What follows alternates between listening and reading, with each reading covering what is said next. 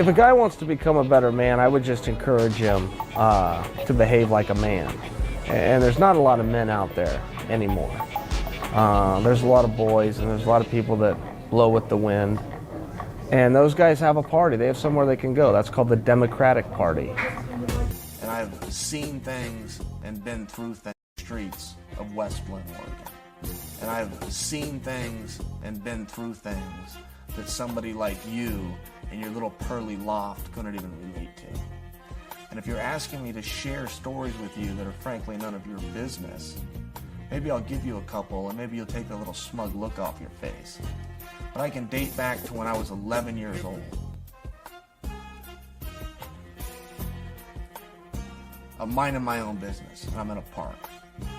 This guy, stranger to me, takes a piece of gum out of his pocket, he puts his mouth, and he just throws the wrapper on the ground. He publicly litters.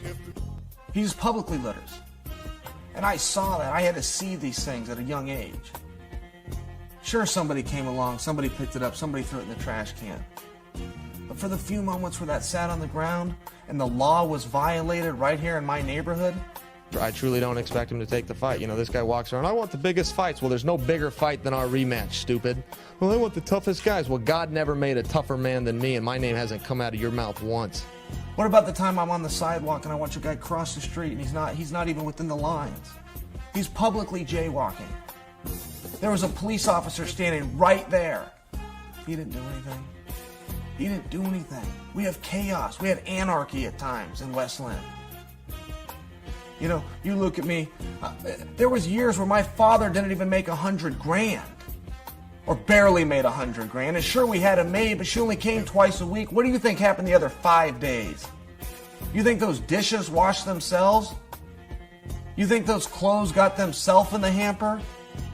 I think they could do a 100,000-seat stadium you presented in Brazil. Does that even interest you? No, that does. That really does. And if they sell 100,000 tickets, I hope they collect them all.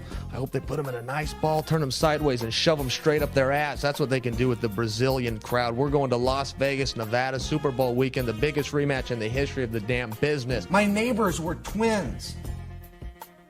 They got a Mercedes for their birthday, but just one. They had to share that car.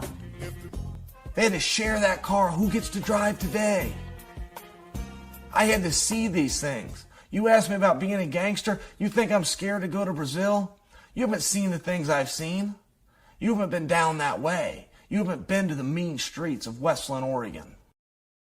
I'm Chael Sonnen. What move fractured his penis? Training partners of Charles Oliveira fractured his penis in jiu-jitsu. I've never been showed that technique. I don't know how to fracture somebody's penis. I've thought about it, but I wanted to imagine somebody did that to him. You don't suppose they tried like an arm bar on his what move fractured his penis? I don't think this gentleman is pretending that it is so long that you could grip it and you could come over, you could twist it this way and he didn't quite tap out and you adjusted positions and but I also didn't know that you could fracture a penis. There's no bone in there. He's at home not training. He's at home with his broken penis. It's terrible. I want him to feel better and I want his message to get out so you don't fracture your penis.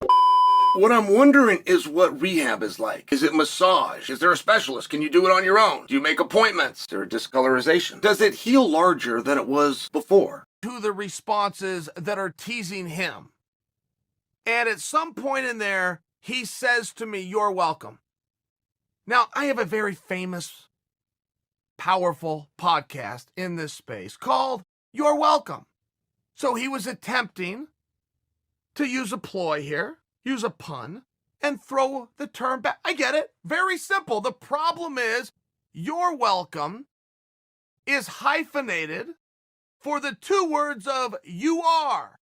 You are welcome. Tito types it out, Y-O-U-R. Welcome. No big deal. Could happen to anybody, right? Sure.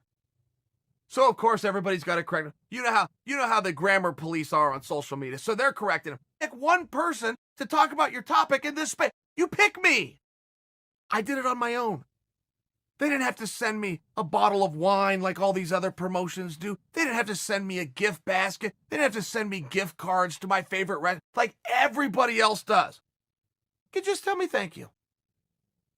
Instead of letting it slide when the grammar police told him it's not Y-O-U-R, you idiot. He then responds, okay, you're right. And then he types it out again. He misspells the correction of the misspelling in the first place with a new incorrection.